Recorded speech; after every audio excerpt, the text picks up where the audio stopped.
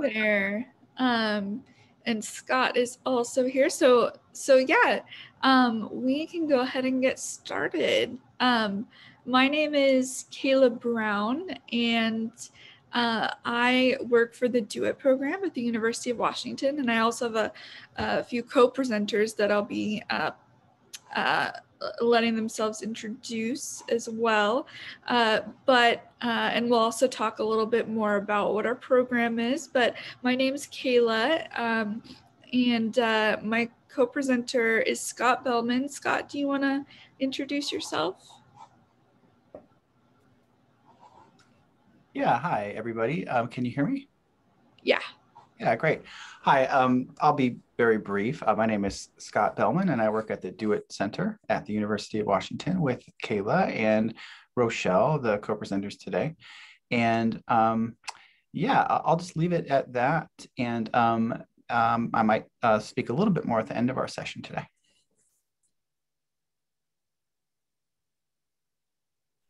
So I think, what we have is a panel today, and what I'm going to do is I do have some slides we're going to share towards the end, but I'm actually going to unshare my screen so that we can all just have a conversation with our panelists. So again, my name is Kayla, and what we're going to do today is we have some wonderful students who have joined us to give their time to talk a little bit about their experiences with online learning, and which is obviously a very important topic right now in the world that we're living in. And sometimes when we think about students, students with disabilities are kind of forgotten about a little bit. And so the conversation, we always have this conversation of how can we make classrooms more inclusive to students with disabilities. But now we're definitely taking a deeper dive into online learning and how it affects students with disabilities. So we've got some wonderful panelists, and I'm going to have each introduce themselves. But I'll just say, feel free if you have any questions to put them in the chat. We're usually pretty interactive with these, even though we have prepared questions. So yeah, I will start by introducing, letting the panelists introduce themselves. So let's start with you, Rochelle. If you want to tell us a little bit about yourself, where you're going to school, and anything about your disability that you feel is relevant, please share. Hi, everyone. My name is Rochelle Boyer. I use she, her pronouns, and I'm a senior at the University of Washington, majoring in both international studies, just more generally, and a communications major. And I identify as dyslexic, which kind of means, words like to play games with me, and I'm constantly gaslit by the English language. Great, thank you. Finn, would you like to go next? Sure. Hi, my name's Finn. I use he, him pronouns. I'm from Bellingham, Washington, and I'm in my first year at Western Washington University right now. I haven't declared a major yet, but I'm thinking about history or journalism or something like that, something in the kind of social studies field. And I have Nemaline myopathy, which is a neuromuscular disorder that affects my mobility, stamina, really most anything to do with muscular strength. And yeah, there are complications that arise from that diagnosis. So. Hi, my name is Kayla. I use they, them pronouns. Um, Major cybersecurity. I go to Central Washington University, and I have PTSD, OCD, and bipolar disorder.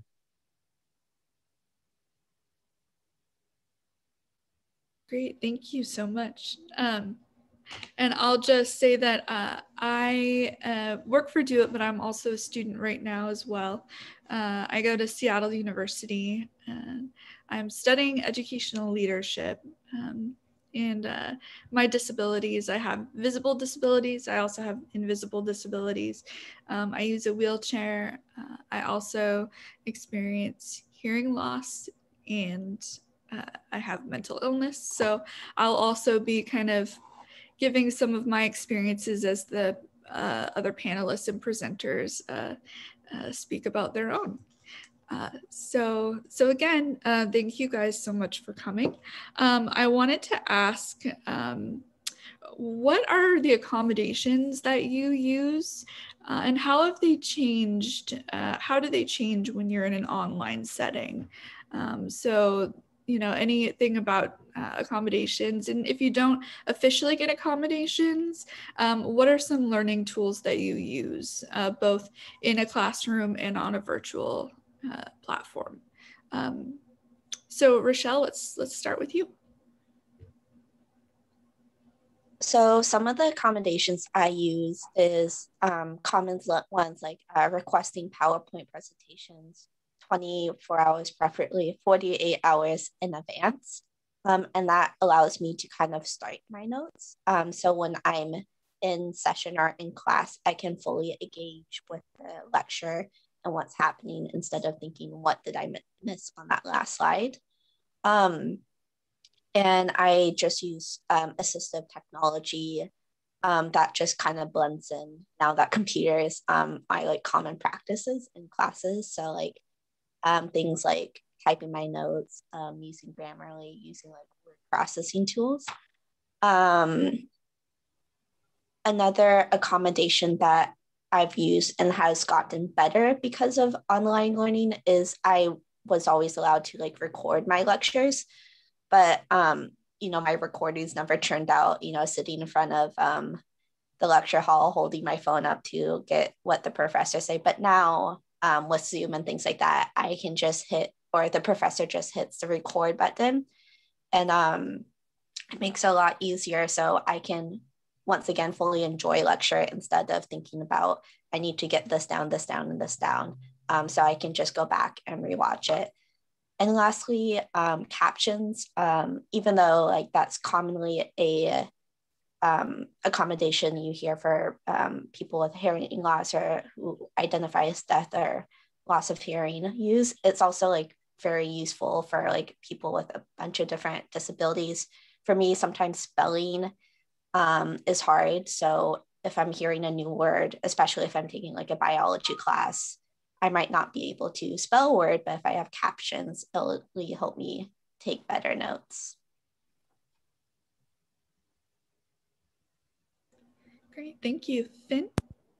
Yeah, so I did have accommodations back in high school. They're all physical related. So like I was allowed, if I show up late to class, I don't like get penalized because it might take me longer to get from place to place. Kind of allowing more time to recover from sickness if I get sick. Um, you know, stuff like that. Access to an elevator, that sort of thing. Um, Use of a handicap parking space, and all of those kind of went away when we went to online because it was online. I didn't have there was that just wasn't relevant anymore. The only one that kind of stayed relevant was the sickness one because especially at the lead up to when everything closed down. So in March of 2020, I was going to leave school because I didn't know how COVID was going to affect my health because my muscle condition compromises my lungs, and it's a respiratory disease. So I didn't know, okay, if I get this, am I going to get really, really sick? And so at like the very right before, yeah, like I said, right before quarantine happened, I kind of talked to all my teachers and I was like, hey, I think starting next week, I'm just gonna be doing it learning from home. And I have a friend at my high school who she left like a month early. She has a very severe autoimmune disorder. So the infrastructure, I guess for those accommodations, um, the infrastructure kind of was there. I'm trying to get into another conversation that I know we're gonna hit on later, but the point is that the all my accommodations went away except for the sickness one, which was kind of even more emphasized now that there's a super deadly virus going around. So. Perfect. Kaylin? Yeah, so I did have accommodations both now and also previous when I was in person. One thing you noted, I have been online for the last year and a half before COVID hit. So I was an online student before this hit. I transferred from Wisconsin to Washington. So my university in Wisconsin had accommodations.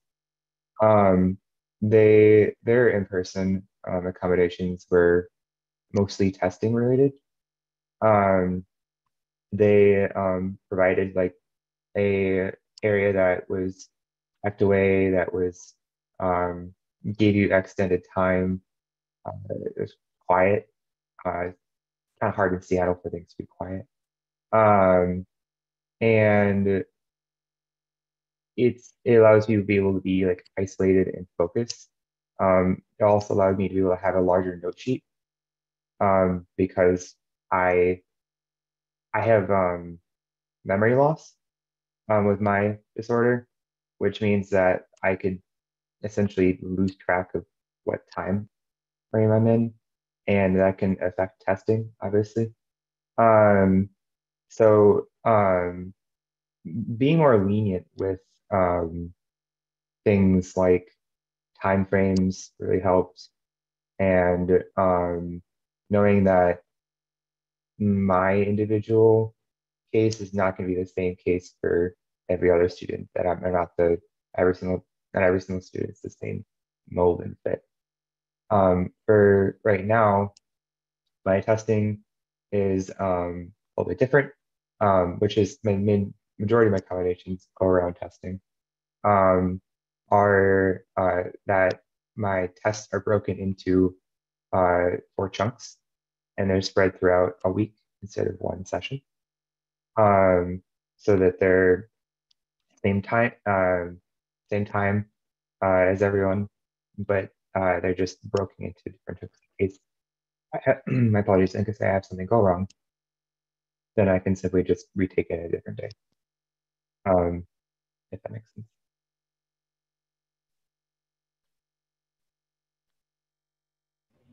Great. Thank you. I'll speak for myself as well. As a student, I have both visible and invisible disabilities. So, not much changed for me when moving online in terms of my physical accommodations. I still get extended time on any written tests. So we still have timed tests, even in an online format. So I get extended time on that.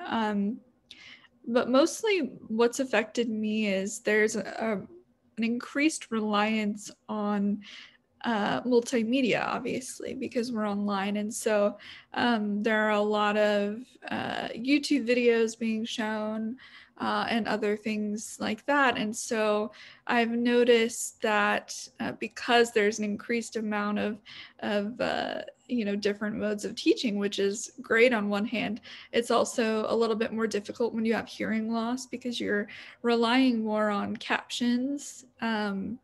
And a lot of videos don't have captions on YouTube, or at least correct captions. So I did realize that I was having more trouble with that, in my classes, and I would have to give teachers feedback pretty consistently about it. But that's just something that they had never thought about before. So again, on one hand, the new, like, more multimodal ways of teaching have been really interesting and engaging. And then, I think there's a subset of people who, miss out on that type of teaching. So, that's been my experience. So I wanted to ask the other presenters what they thought some benefits of online classes are. and I touched a little bit on that with my experiences, but what do you think some of the benefits are, or what do you think has been made more difficult, if any, with online learning? And we can start again with Rochelle. When the pandemic first rang out and kind of hit, I did write an article about this for the Daily, and throughout it, I've been constantly going back and like retouching on the article and like what I think. And I think overall, moving online has heightened or showcased a lot of what the disability community and accommodations we wanted and like how they should have been given to us in school, and really kind of made them easier to get. Like I was saying, recorded lectures are a lot easier. I get those properly. Captions are a lot better. Extra time on tests and all that. And even professors are more flexible because of COVID. And these are a lot of accommodations people with disabilities have been asking for so long, but now even people without disabilities can benefit them, which is really cool. But it kind of makes me scared because I love in-person learning. I benefit best from in-person learning, but that's where my accommodations vanish, is because professors don't use Pronopto, or they don't like the idea of recording their lectures because they assume if they record their lectures, their students won't show up. And it kind of goes in this avalanche. So I'm always in this middle of, I really miss working with people in person and building those in-person relationships. But then I also have to weigh the outcome of all these great accommodations I'm getting now just disappearing.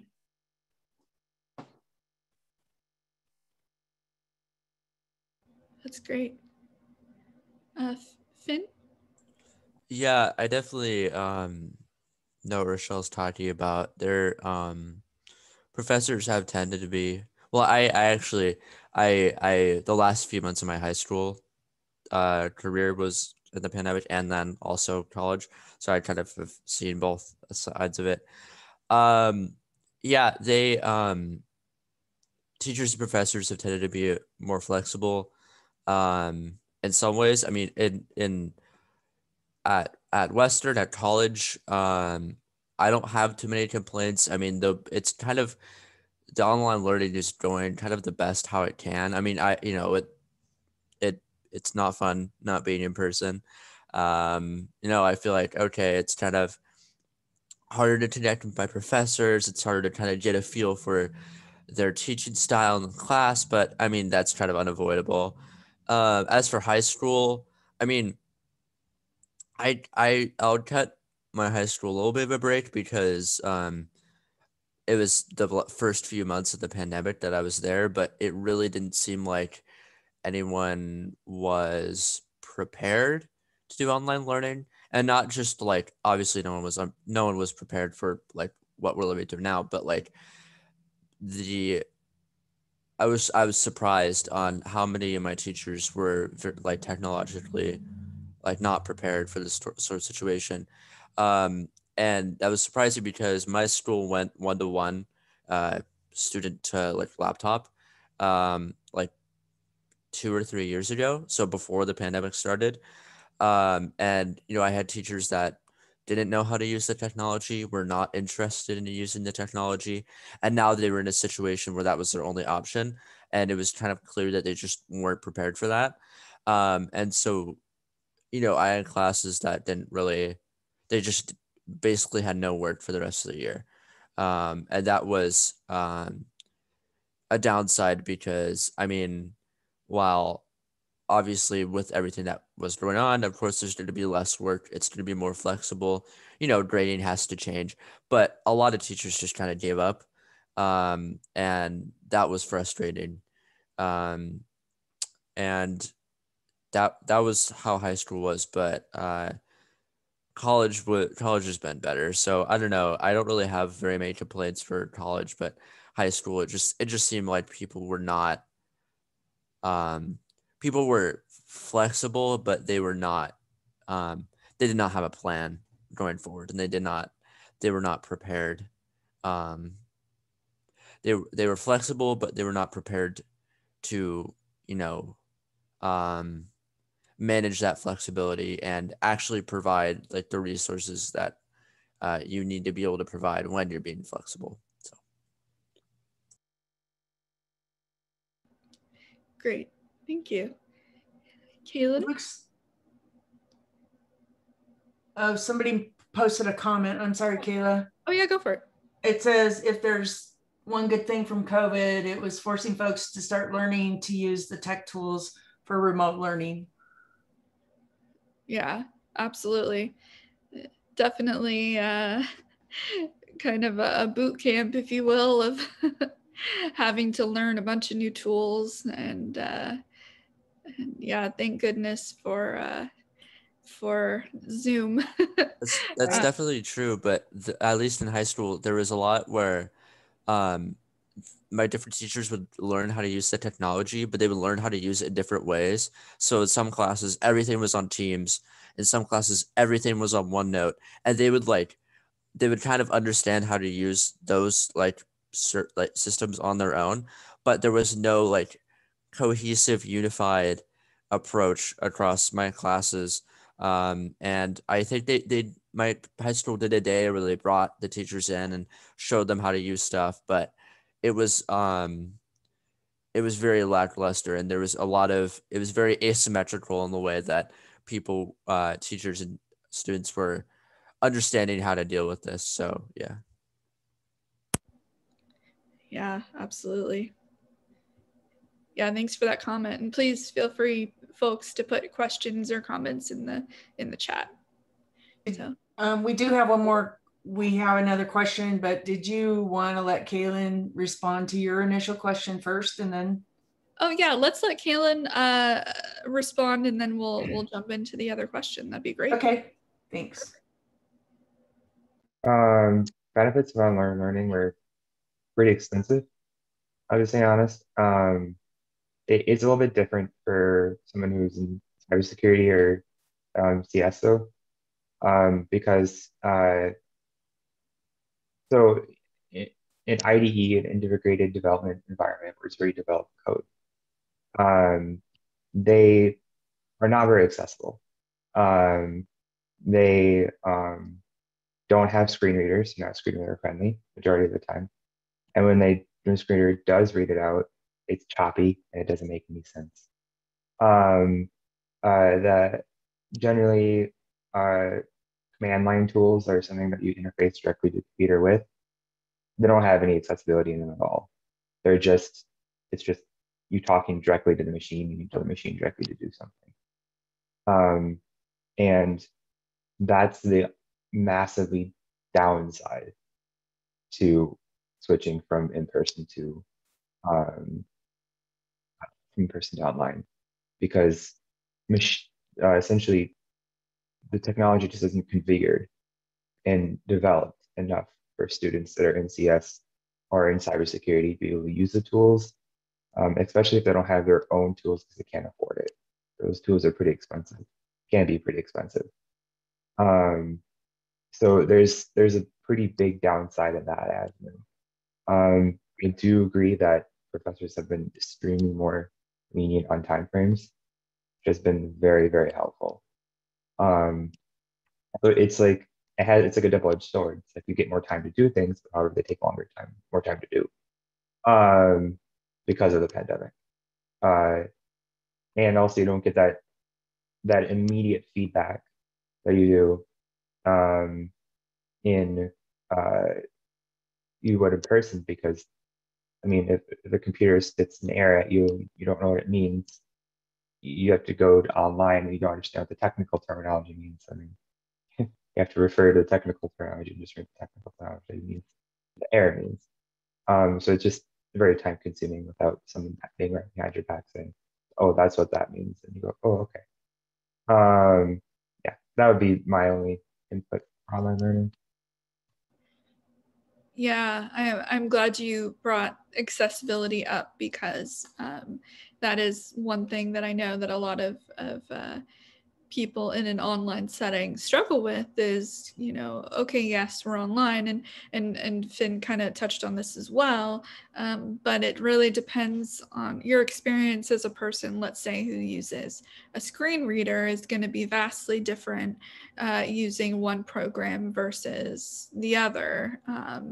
And, you know, Kaylin, you come from a CS background, and so your experience as a student in that program is going to be very different from somebody in an English program. So I'm glad that you brought that up, because a lot of issues that people are running into are figuring out, well, what program is accessible? What, you know, what avenue should I take to teach and to present this information? And because we don't have a lot of universal knowledge on that, on universal design, as you will, it does affect student learning as well, when you have various programs running that may or may not be accessible or usable. So those are great points.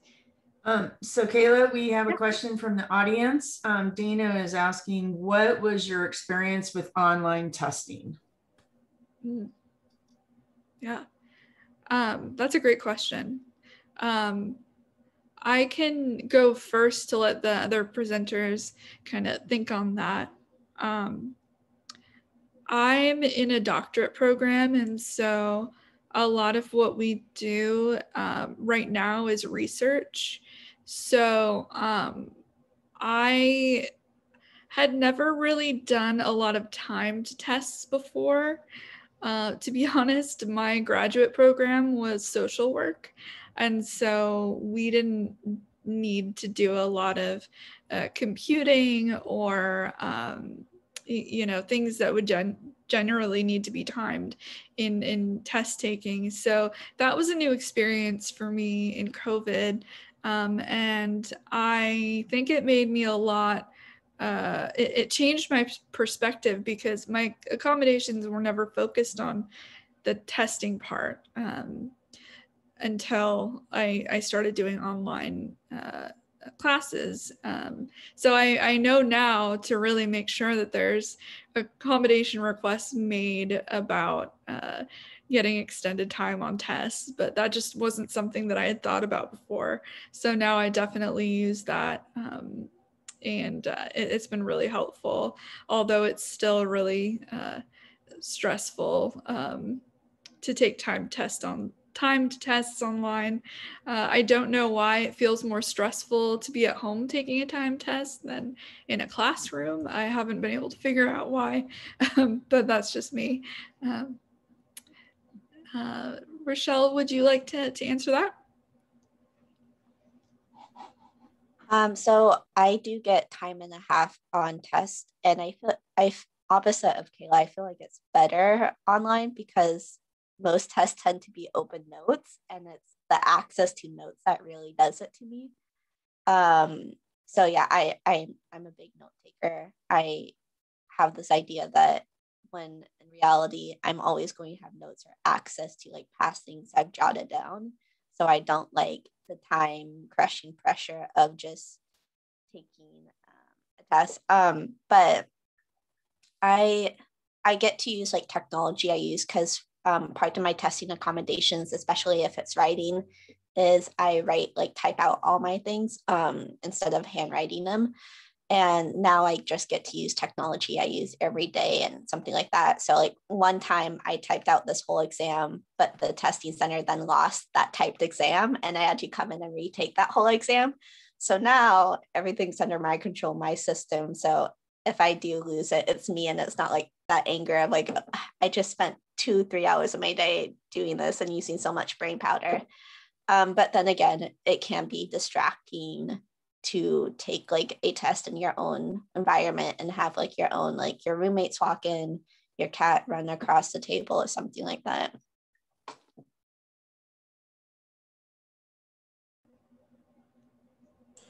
For me, it's kind of been a mixed bag for testing. Usually the actual test is fine, and it's nice, having a lot of time, often, having an open note. But like kind of the other nuts and bolts of the testing experience sometimes don't go that well. I like I said earlier, it's kind of hard to like talk to teachers or professors directly because of how we're online. So like for example, I took a class a couple of quarters ago and I had some issues with the quiz that I took, and I emailed my professor about it, and they never responded to me, and instead sent like a really passive aggressive email to the entire class about how she doesn't want people to email her or something. And I really wish that I could have just um, talked to them in person because it's really, especially when it comes to tests, I don't know. It's really easy to be misinterpreted in emails or in online situations. And I feel like, and this was an asynchronous class. So I never even, I was never able to talk to this person, like in person. Um, and, there was clearly there was a misunderstanding between me and her. And it sucks that I can, talk to them in person. But again, that's just something with the online thing. Though, the thing is a lot of professors and teachers offer office hours. Oh, I'm going to be around from 11:30 to 1:30 on Zoom or something. If you need a question, if you have a question, and that professor didn't do that. They didn't have that option for me, or for their students in general. So that that's probably something that could have been improved upon. But yeah, just I think as much that can be done to kind of offer opportunities to talk face to face, or something analogous to that, the better, because it can just again, it's hard to convey intent sometimes online, and misunderstandings are not fun, especially when it comes to tests.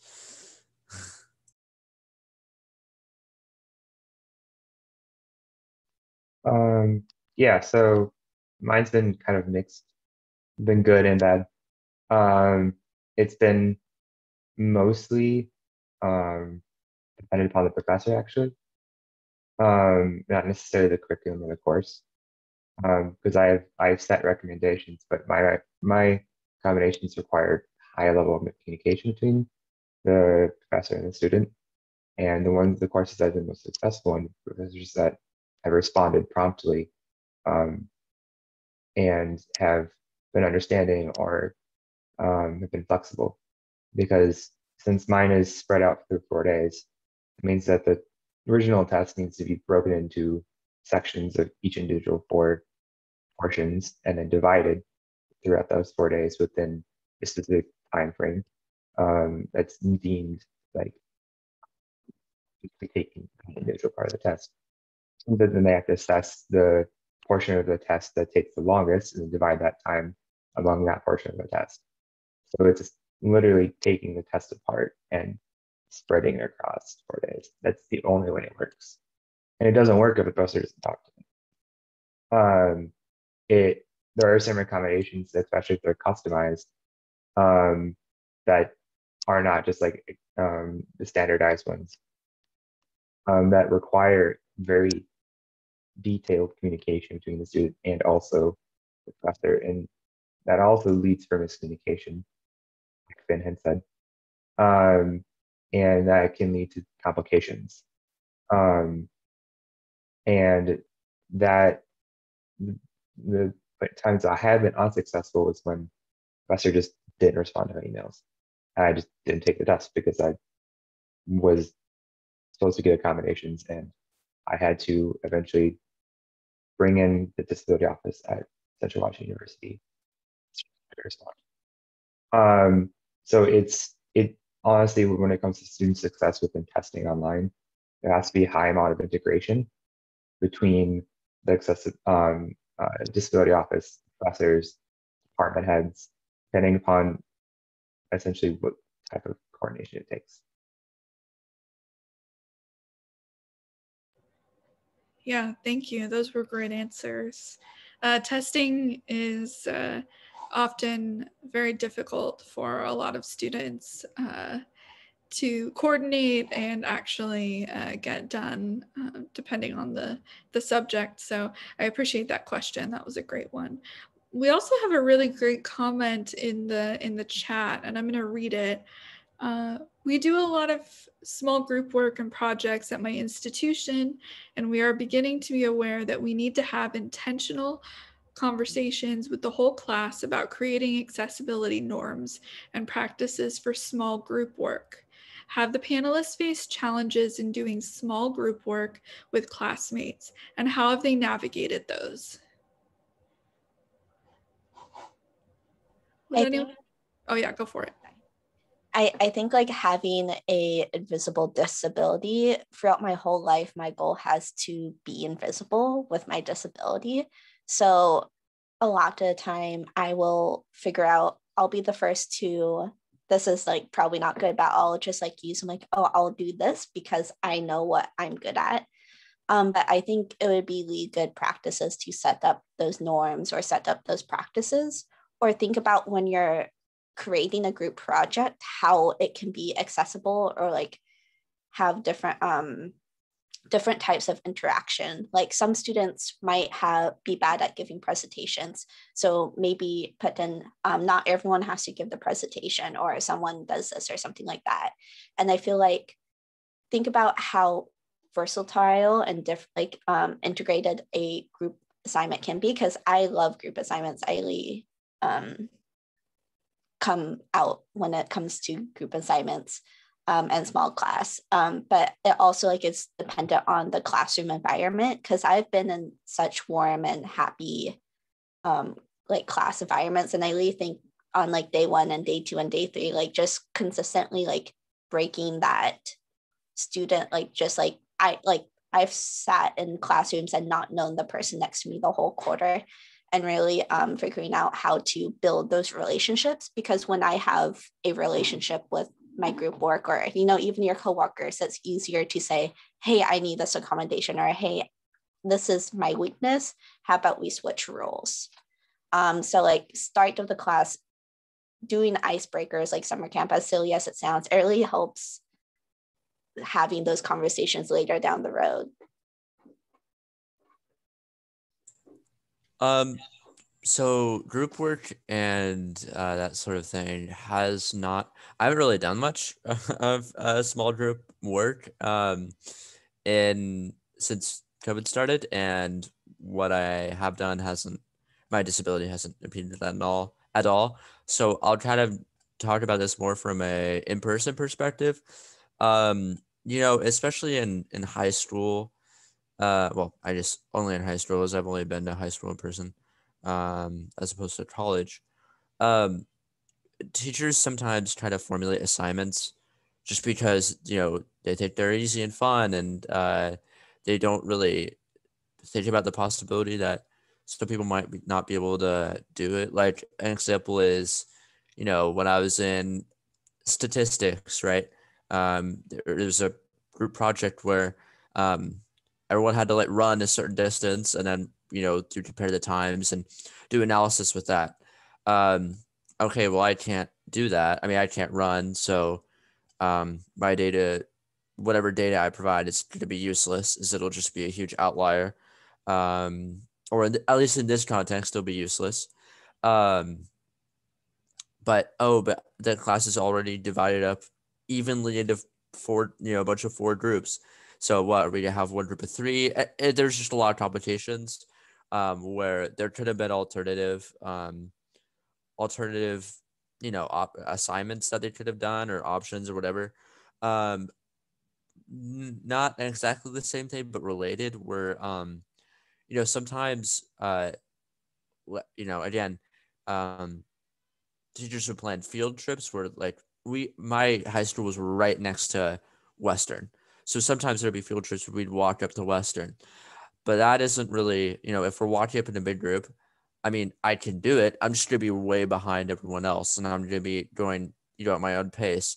And that doesn't really work when we're, have to get to a certain destination and back, in a frame of time. And, I would get accommodations and I would, get a ride from, my dad or something like that. But, that's time out of his day. That's, um, you know, I don't know exactly what the solution would be in that instance, but I just feel like I was always an afterthought. It was kind of like they would plan out the whole thing, and I'd be like, "Hey, I can't really do this," and they wouldn't be like mean. They wouldn't be like, "Oh, well, too bad," but they just did not put, even after I told them, they would just not put any thought or any, it wouldn't really register. They would just be like, okay, I guess you'll kind of just do whatever. And they wouldn't really um, be a full participant in coming up with like a solution where I was able to, participate in the same way that other people were, or something analogous to that. There were solutions where we would, and, various group work or field trips like that, I would be able to be there and participate, but I would not be getting out of it what other people were getting out of it. And not just because of virtue of my physical ability, but because of my accommodations, it was less of, they would allow the accommodations, but they wouldn't change what they were doing at all. So like if they were going to ability at Western, right? And they were starting some sort of activity, they wouldn't wait for me to arrive. They would just start, and Finn has his accommodations and he'll arrive. So there was just not, I don't know, there wasn't thought put into a lot of stuff like that, and there wasn't an effort to make sure that I was getting out of it what I needed to get out of it. And yeah, so that's frustrating. And but that's kind of off topic. So No, thank you for that. Thank you. Kaylin? It depends upon, honestly, the teaching style, mostly. For me, within a big group, because if it's a class that I'm very timid in, I won't be necessarily as outgoing. Um, if it's a class that I'm a little bit more like outgoing in, because the teaching style is a specific way, um, I am more likely to be able to adapt well with the group, um, within a social context, within a context of how the uh, the structure of the actual small group projects are. Um, for me, a lot of it is time frames, and understanding that sometimes I get overwhelmed and that I need to leave, and that it's not a dismissal of a group or a dismissal of the project. It's just that I need to like take time for myself so I can come back collected and actually work. Um, so it's the understanding of neurodiversity, not necessarily that everyone has a very static and rigidity towards how work should be done. Because if there's a specific methodology or um, work ethic that's set by the tone of the person who's leading the class, then that tone is going to fall through the rest of the group. And that can also kind of play a role in it. I hope that answered your question. Thank you. Those were all really great answers and great questions. We do have something in the chat, which is a perfect segue into kind of our wrap-up thoughts. But if we had top recommendations for how teachers could use technologies or organize courses more consistently, what would they be? And so my co-presenter, Scott Bellman, is going to be talking about some of our resources that I think tie into this really well. And there will be some links. I'm going to put some links in the chat as well. But I'd love to pass it off to Scott just for some final words and wrap up. Yeah, thank you, Kayla. And yeah, I think Kayla is going to see if she can put the slide up there that has contact information for Kayla and I and Rochelle. If you do want have a follow-up question for one of our panelists, you can ask Kayla or Rochelle or I to see if we can pass that along and get an answer for you. And we can also try to answer your future questions. And I just wanted to say a few things about where to find more. And thank you all for coming. I'm so excited. And thank you for our panelists for making time for coming today. I really appreciate everybody being here. And thank you for the facilitation from Kayla and Rochelle. So as I had said earlier, we work at the Do It Center. And for those of you unfamiliar, it's based at the University of Washington, and it runs pretty much on grant funding and some state funding. And so the products and resources at that website are all free. There's no cost to any of that stuff. So I feel comfortable kind of plugging it today. You can even download those materials and adapt them sort of for your uses, as long as you acknowledge the original source, right? So you could adapt one with your branding and logo and stuff, as long as you kind of let people know where you got it and where it came from. So we have some examples here. Kayla, could you advance the slide too? I have some examples here of things that you might find helpful that are at our website. The website is uw.edu/doit. And here are just some things you'll find over there. So there's a publication called Resources for Making Distance Learning Accessible. There's a publication, Accessibility and Universal Design of Online Meetings. And another one, Online Learning Strategies for Students with Disabilities. And I know that a lot of you came today because you like the student perspective, right? And so we do try to have a lot of student-centered materials at our website for you to check out. So that's there as well. I also wanted to mention very briefly, the project that kind of sponsored some of our time today is called Access to Informal STEM Learning. And part of what we're doing too is looking at informal STEM learning and informal learning. So this is a Northwest conference. So those of you that have been lucky enough to come up here and check out like our Pacific Science Center here in Seattle, or the Seattle Aquarium, or on our campus, the new Burke Museum that just opened up a couple of years ago.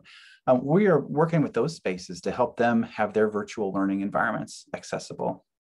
And back to the student perspective idea, Rochelle has been providing leadership on a student-led video about accessible virtual learning for informal learning.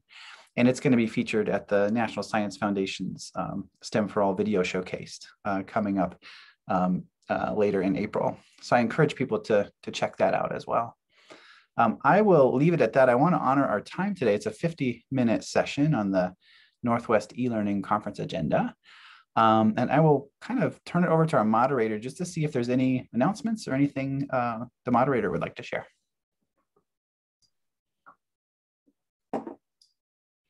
Hi, everyone. Thank you for attending. This was a great session. I couldn't have thought of a better topic and a panel to have today and be a part of. The presentations can be submitted to the conference coordinators that contacted you initially. That way everybody can see your resources if you'd like to share those out. And then if there's any further comments, I believe your slides had Kayla and Scott's information to reach out to them. Thank you so much for attending today, and be sure to, I need to get the session evaluation set up. I apologize, I didn't have that ready. And I will put that in chat here really quickly. And please be sure to post the session evaluation for everyone. Thank you so much for coming today, and good luck, students. Good luck, faculty. We'll see you later. Thank you. Thank you for having us. Thank you, panel. Bye. Thank you. Bye. Thank you. Do you need anything from